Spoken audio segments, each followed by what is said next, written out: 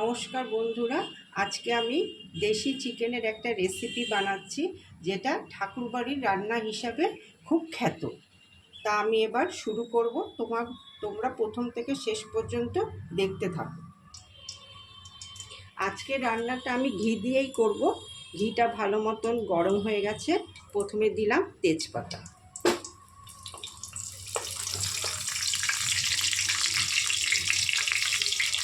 এবার আমি কুচনো পেঁয়াজগুলো ছেড়ে দিচ্ছি।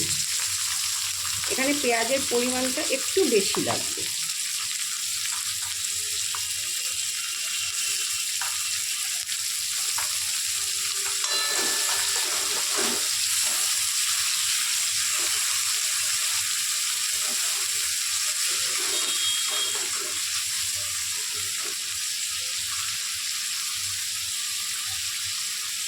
এবার আমি অল্প নুন দিয়ে দিলাম।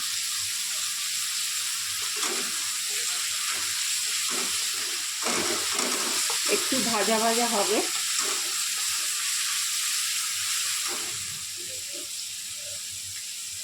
এবার আমি স্বাদ অনুযায়ী কাঁচা লঙ্কা দিলাম। তোমরা ইচ্ছা করলে এর সঙ্গে লাল লঙ্কা ব্যবহার করতে পারো।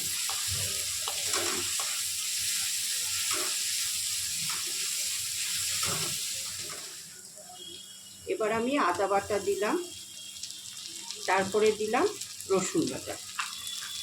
এবার এটাকে ভালো করে পুরো মিশিয়ে নিচ্ছি। এই রান্নাতে কোনো জল ব্যবহার করব না, ঢেকে ঢেকে রান্নাটা হবে।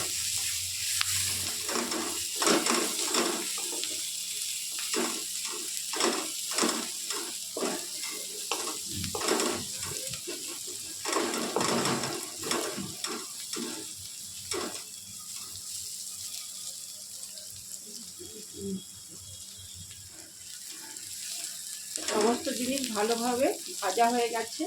এবার আমি দেশি চিকেনটা দিয়ে দিচ্ছি।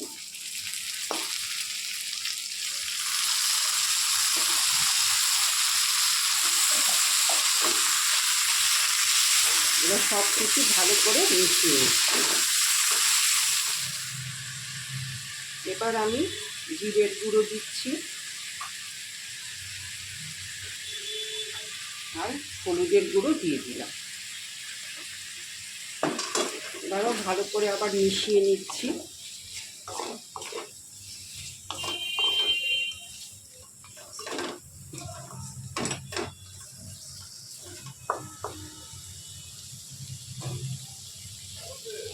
এবার আমি এটাকে ঢাকা দিয়ে দিলাম।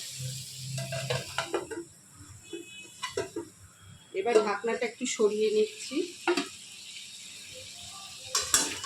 একটু দেখে নিচ্ছি। এটাকে খুব লো ফ্লেমে রাখতে হবে।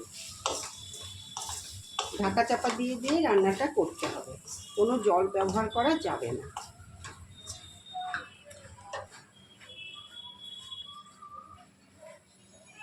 তখন আমি অল্প নুন দিয়েছিলাম, এখন আমি আরেকটু নুন দিয়ে দিলাম।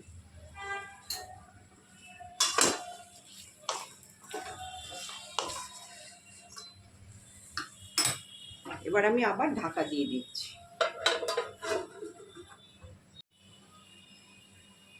ঢাকনাটা সরিয়ে নিচ্ছি।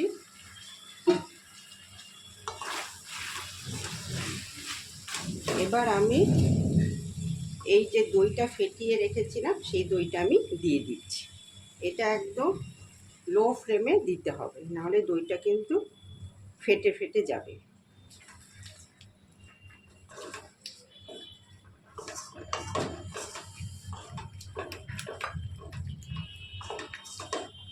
দইটাকেও ভালোভাবে মিশিয়ে নিচ্ছি।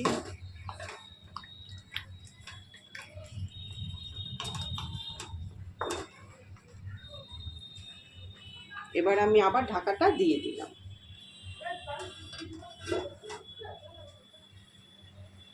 ঢাকনাটা সরিয়ে নিচ্ছি। দেখো রান্নাটা একদম পুরো কমপ্লিট হয়ে গেছে। এবার আমি একটু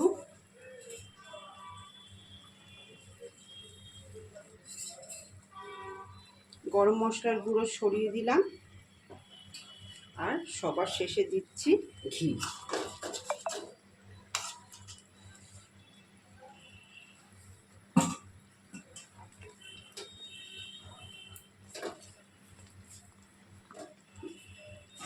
আর দুটো কাঁচা লঙ্কা ওপরে দিয়ে দিলাম।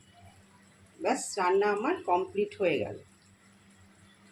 তৈরি হয়ে গেল ঠাকুরবাড়ির রান্না, দেশি চিকেনের রেসিপি। এই রান্নাটা ভাত, পোলাও, ফ্রাইড রাইস সব কিছুর সঙ্গে খেতে খুব ভালো লাগবে। আর তোমরাও এরকম করে বানিও, আর খেতে কেমন হয় অবশ্যই জানাবে।